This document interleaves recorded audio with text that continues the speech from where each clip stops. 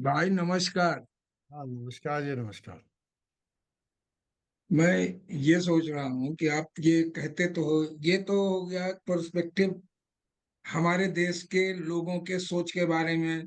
150 करोड़ एक तरह नहीं सोचेंगे, लेकिन लॉ एंड ऑर्डर की सिचुएशन पैदा करने वाले, बैड सिचुएशन पैदा करने वाले तो कुछ लाख भी बहुत हो जाते हैं एक जगह इकट्ठा होकर के। हम्म। और कोई भी आप मतलब लॉन्ग विजन में अगर किसी नेतृत्व की बात करें, हुएवर इज लीडर, तो अगर लॉन्ग रन में वो बात करें तो वो ये जानता है कि कोई भी हम अपने देश हित में भी कोई बात करें तो उसके लिए हमें सत्ता में रहना जरूरी है। हाँ। और अगर सत्ता में रहना जरूरी, अगर सत्ता ही नहीं रही, जैसे अभी अभी वो खिसक गया होता अगर मामला, मतलब ज्यादा से ज्यादा 20 और कम हो गए होते, तो then think of the situation. तो ये जो स्थिति आई है, आप तो कह रहे हो कि मतलब डरना नहीं चाहिए।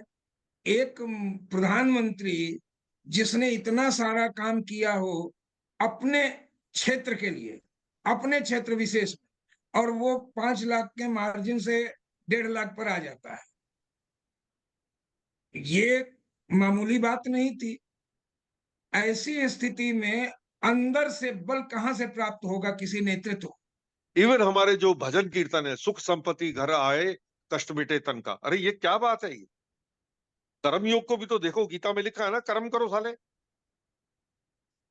लेकिन कर्म करने में कोई इंटरेस्ट नहीं है कि बस फ्री में पैसा आता रहे, हमारी जिंदगी बढ़िया कटती रहे। माँ भारती के चौपाल में रमाकांत जी, आपका और कौल साहब, आपका बहुत बहुत स्वागत है। और कौल साहब, आज के दिन मैं आपसे चाहूँगा कि आपने एक बहुत अच्छा आलेख लिखा था ये डीप स्टेट के बारे में। फार्मा लॉबी है, ऑयल लॉबी है, वेपन्स मैन्युफैक्चरिंग की लॉबी है, और जिस तरह से हम्म। ये कॉर्पोरेट हाउसेस किसी भी कंट्री के सत्ता में परिवर्तन ला देते हैं। मैं चाहता हूँ हम्म। कि हम लोग क्योंकि बेसिक जानते हैं, आप ज़्यादा जानते हैं, तो हम आपसे कुछ क्वेश्चन पूछना चाहते हैं। हमारे जो समान व्यूअर्स हैं, उन्हें ठीक से ये नहीं पता कि डीप स्टेट को क्या है, थर्ड आई क्या है, डोमिनेट करता है, कॉर्पोरेट डिसाइड करता है कि डेमोक्रेट आएंगे सत्ता में या कोई दूसरा आएगा, भारत के प्रधानमंत्री मोदी जी को ही रहना है या बांग्लादेश में सत्ता परिवर्तन होना है। तो इसके बारे में थोड़ा सा बताइए, आपकी जो सोच थी।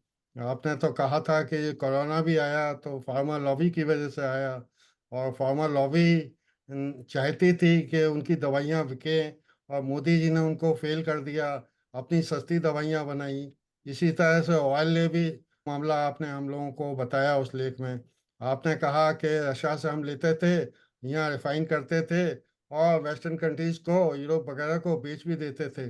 अगर ऐसा नहीं करते तो स्काई हाई ऑयल के दाम हो जाते, और हर जगह त्राही त्राही हो जाती। किसी भी साधारण व्यक्ति के लिए इसको समझना जो है ना, वो बहुत मुश्किल है।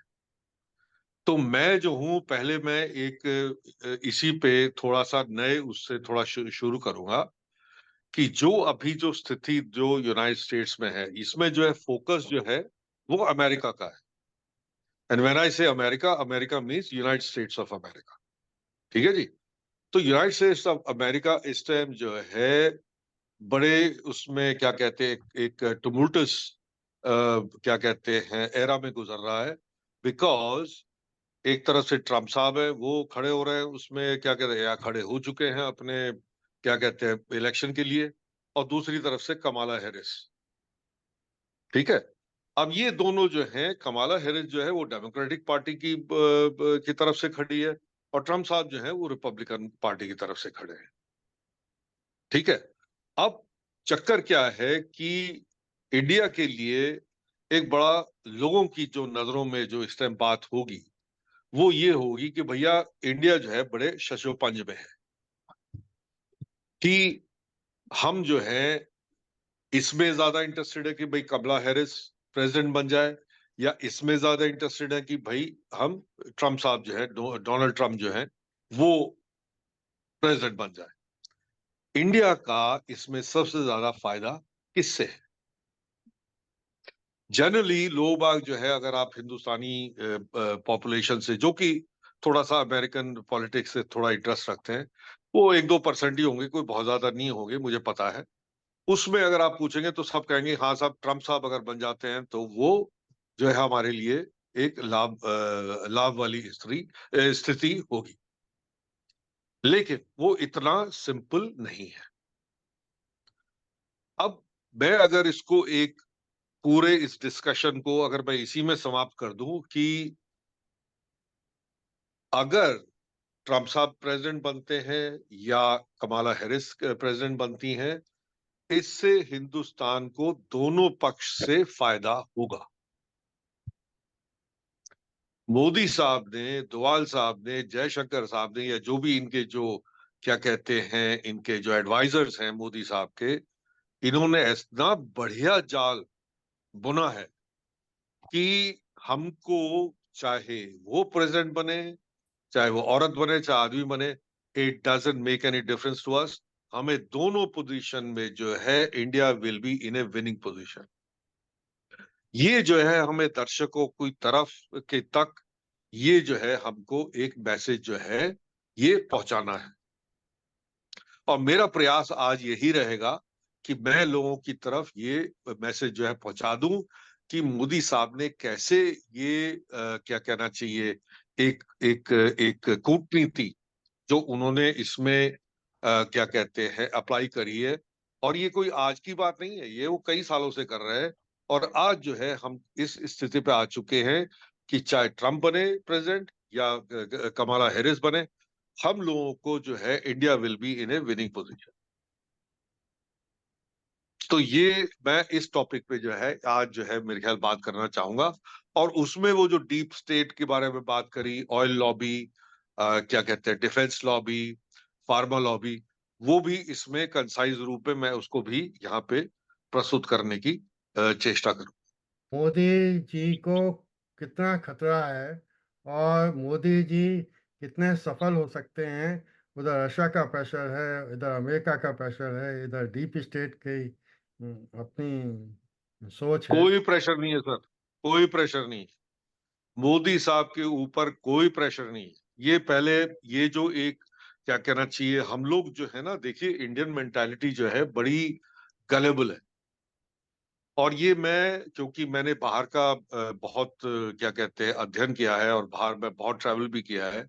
कोई 36 साल के अपने करियर में 32 साल मैं घुमा हूं पूरे सब देशों में।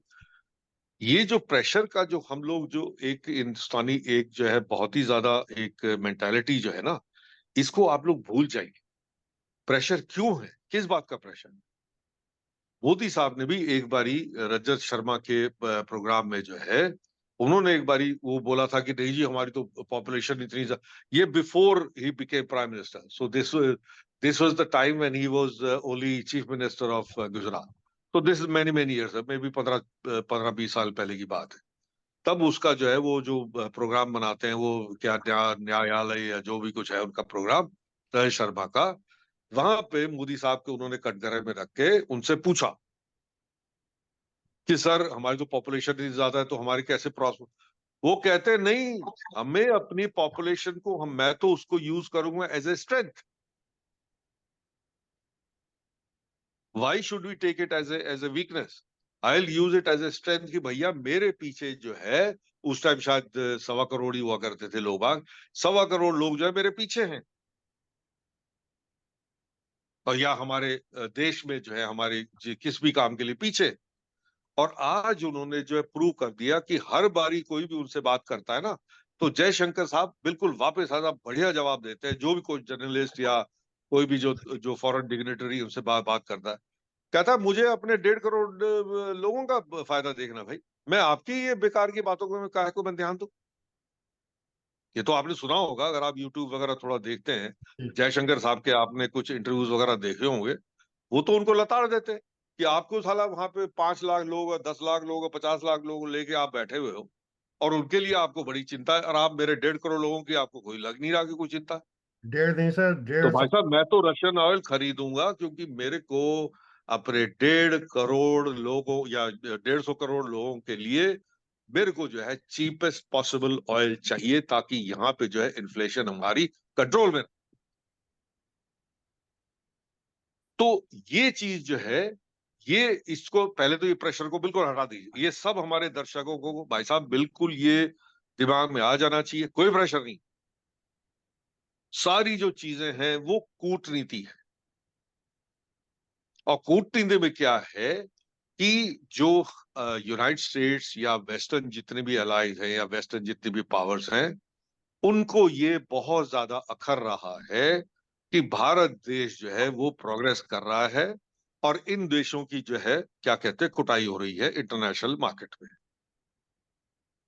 यूरोप जो है वो रिसेशन में है, जापान रिसेशन में है, आप क्या कहते हैं यूनाइटेड स्टेट्स में जो है वहां पे बलवा मचा हुआ है, बिकॉज वहां पे जो जो लेफ्टिस्ट जो गवर्नमेंट, या रादर हाँ जो लेफ्टिस्ट गवर्नमेंट जो है जो बाइडेन की, उसको पता नहीं वो कर क्या रहा है।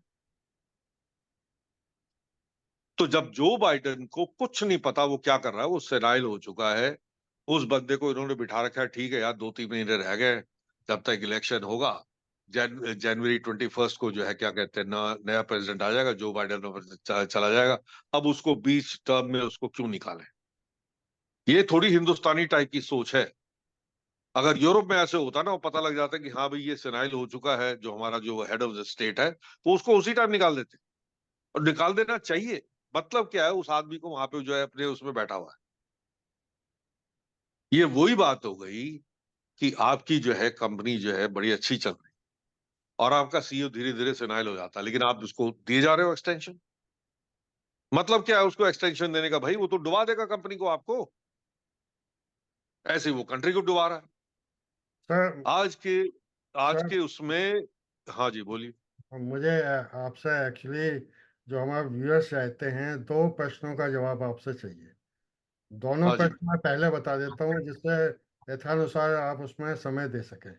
पहला प्रश्न तो हम्म। है कि ये यूक्रेन और अमेरिका और यूएसए का क्या होने वाला है, क्या दिखाई देता है आपको?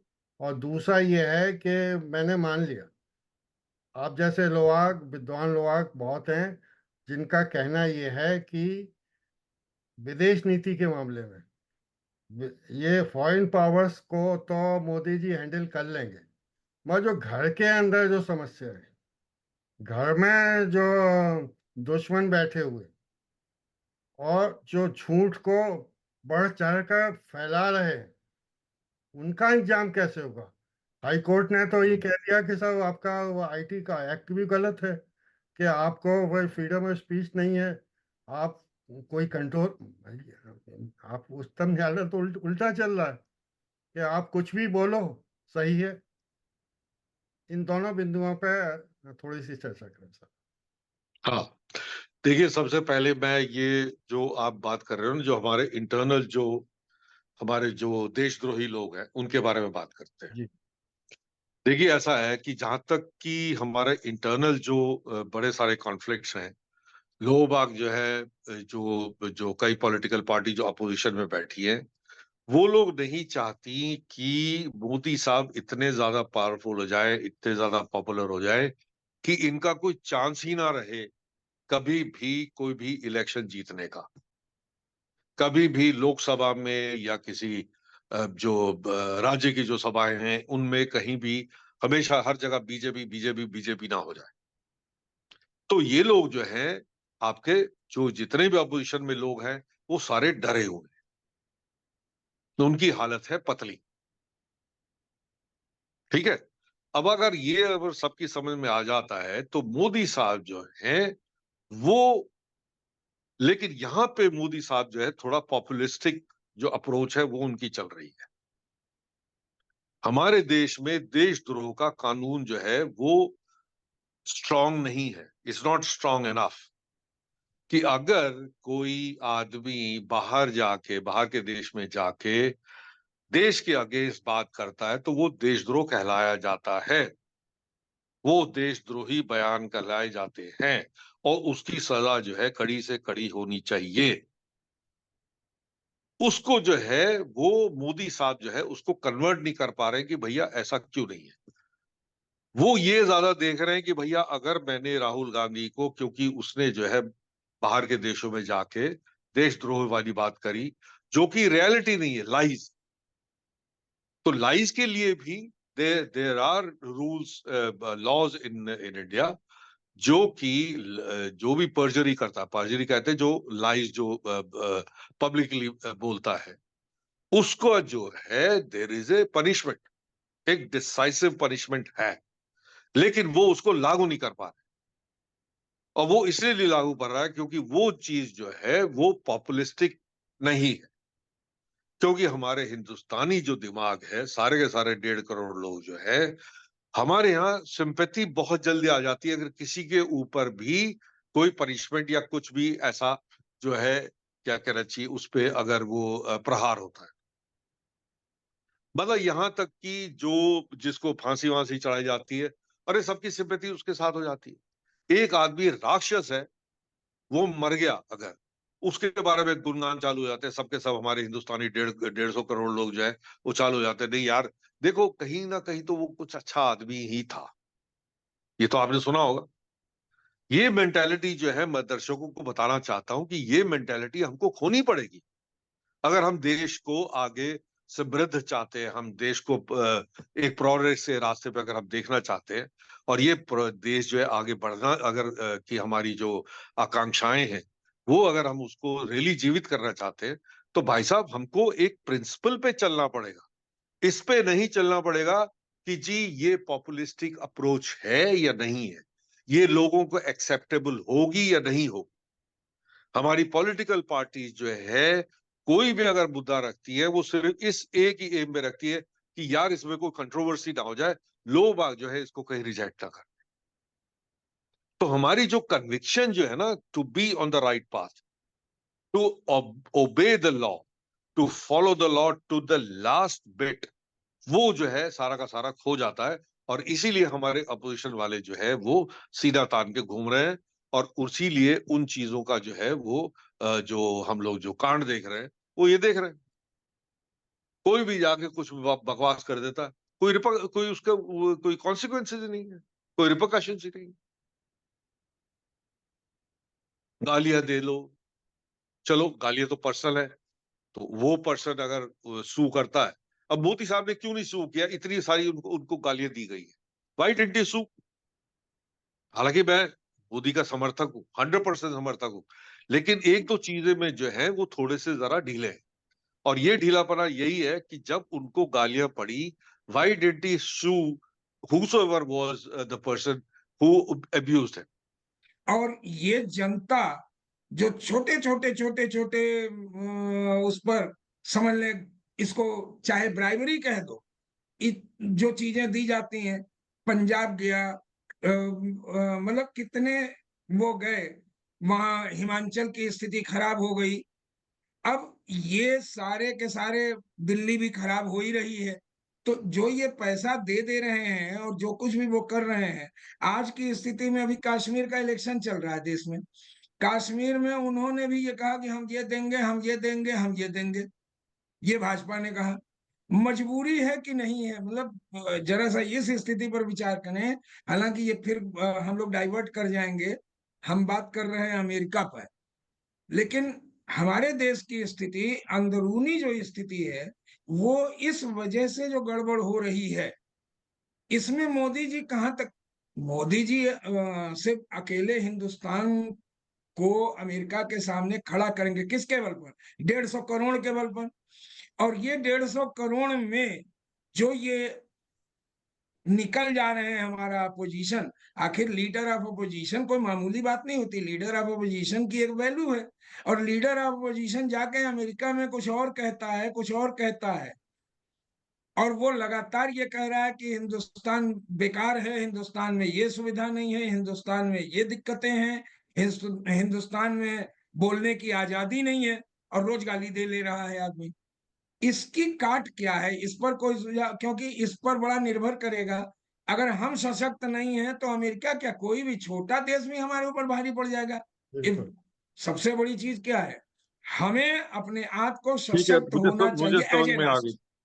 देखिए ऐसा है रमाकांत जी, मैं आपको बताऊं, और सिन्हा साहब आप भी शायद हो सकता है इसी मामले में आप सोच रहे हो।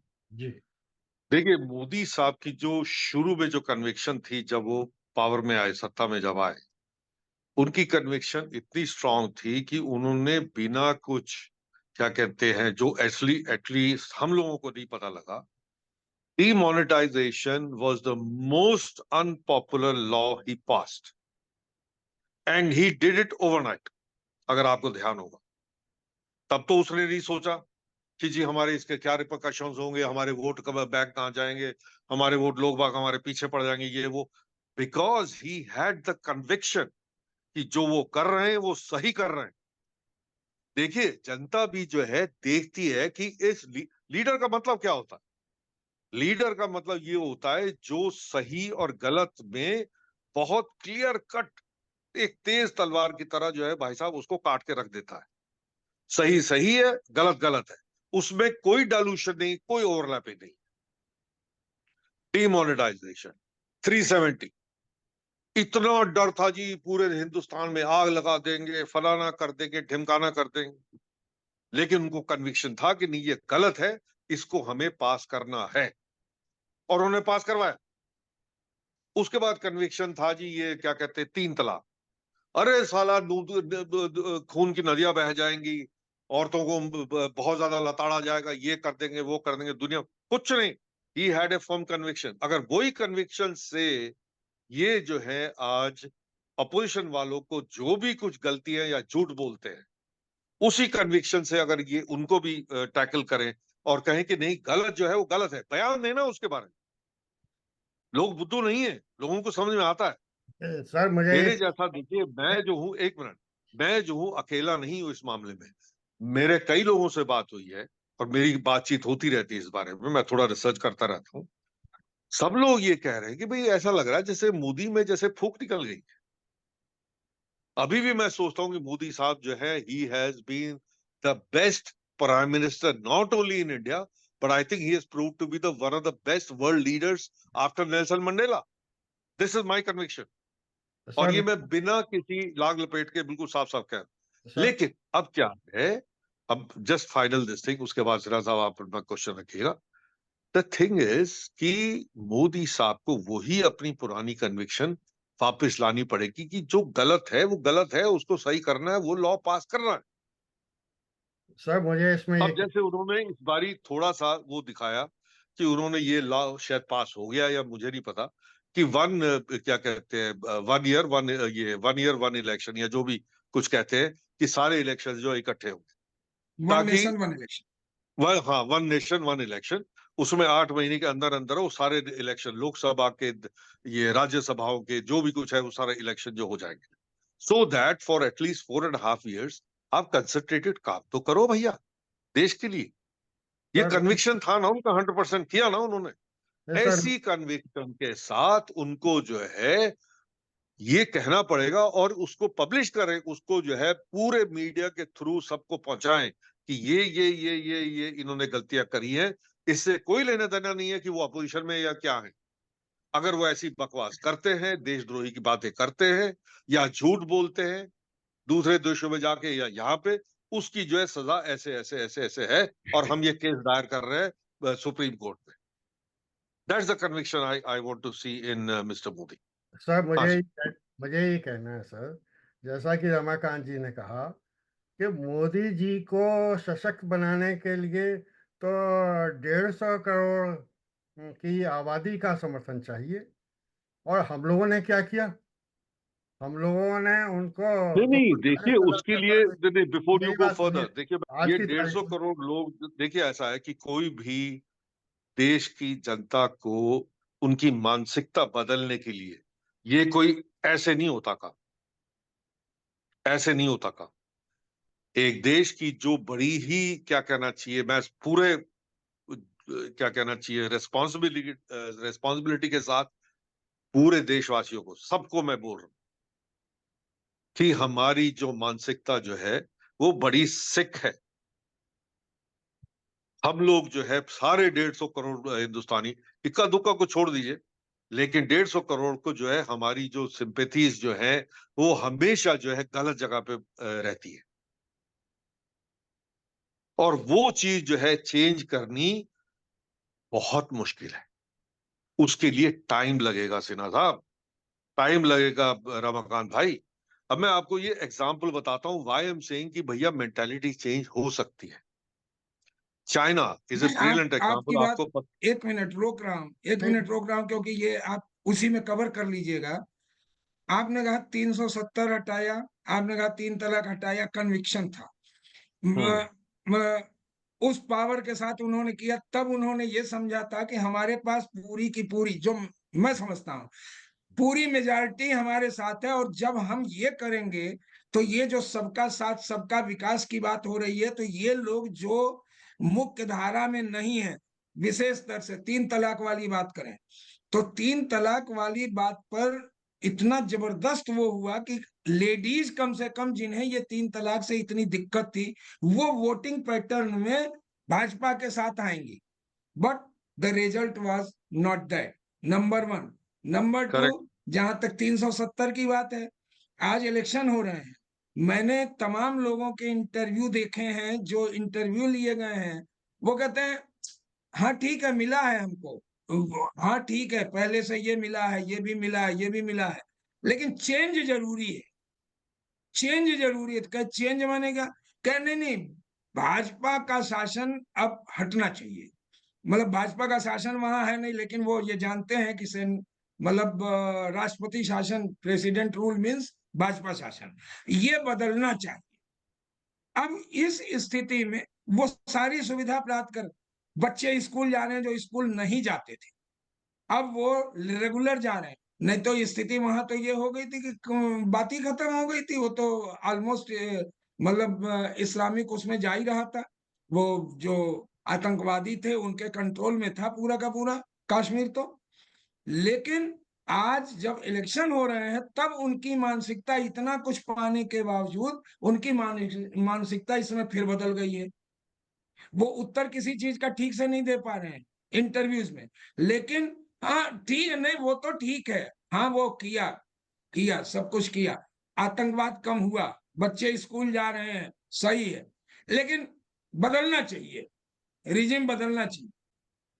यही हालत ये जो स्थिति है, ये उन्होंने नहीं सोचा। ये सोचा नहीं था मोदी जी ने कि 370 हटाने के बाद जनता उनके साथ नहीं आएगी कश्मीर की।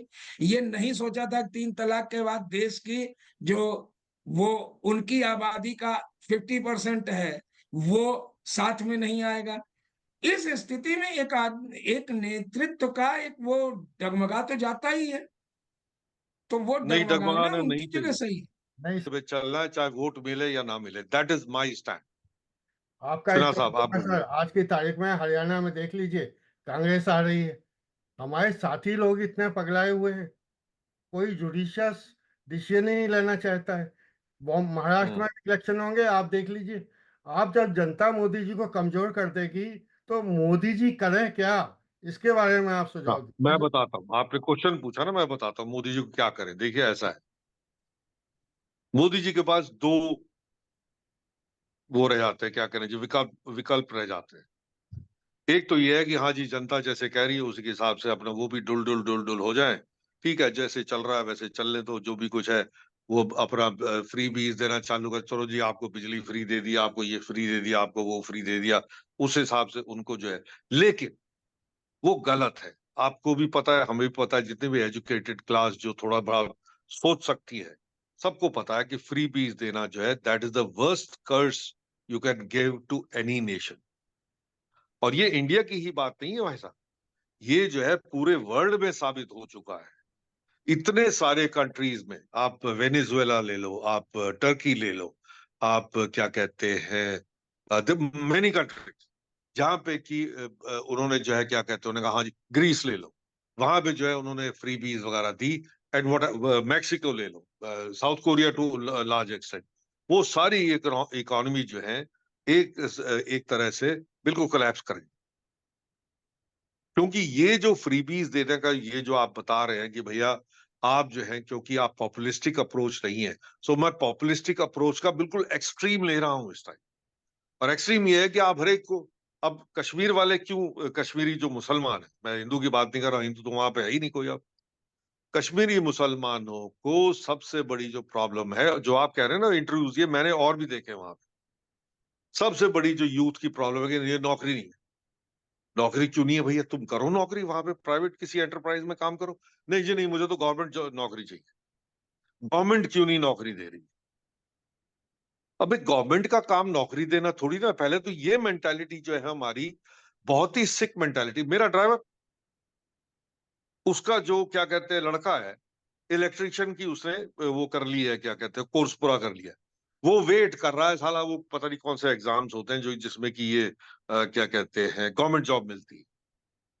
वो प्राइवेटली नहीं करना चाहता, जबकि उसको मैंने 1000 बार ही बोला। मैंने कहा भैया प्राइवेटली करेगा, कम से कम लाख सवा लाख रुपए महीने का कमा सकता है। साले इलेक्ट्रिशियंस को कुछ भी हमारे को प्रॉब्लम होती है, हालांकि मैं खुद इंजीनियर हूँ, लेकिन नहीं मैं जाना चाहता यार कि नीचे कहीं घुस के तार में घूमो। ये बुला लिया साला इलेक्ट्रिशियन, वो आगे तार एक दो घुमाता है, 300-400 रुपए 500 रुपए ले जाता है। They can easily make some 1000 1,500 bucks every day. ये तक मैं उसको बता चुका, लेकिन उसके दिमाग में नहीं घुस रहा। उसको गवर्नमेंट जॉब ही चाहिए साली 20-25 हजार। तो ये जो सिक ये तो मेंटालिटी है ना सर, दोनों आप जो पॉइंट आउट कर रहे हो ना, वो आप यही सिक मेंटालिटी हिंदुस्तानियों की बात आप उसी के कर रहे हैं। और ये सारे 150 करोड़ लोग जो है, मैं ओपन उसमें कह रहा हूं, तेरे को मेरे को हो सकता है कोई आके गोली मार दे, मेरे को कोई चिंता नहीं है। जो सच है, मुझे सच कहने में ना आज तक कभी संकोच हुआ और ना कभी संकोच आगे होगा जब तक मैं जिंदा हूं।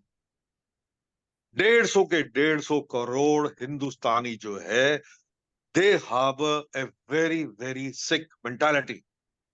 They want to get something out of nothing. वो श्रम नहीं करना चाहते। उनको चाहिए कि घर घर बैठे हुए पैसा आ जाए और हमारी जिंदगी जो है आराम से कट जाए।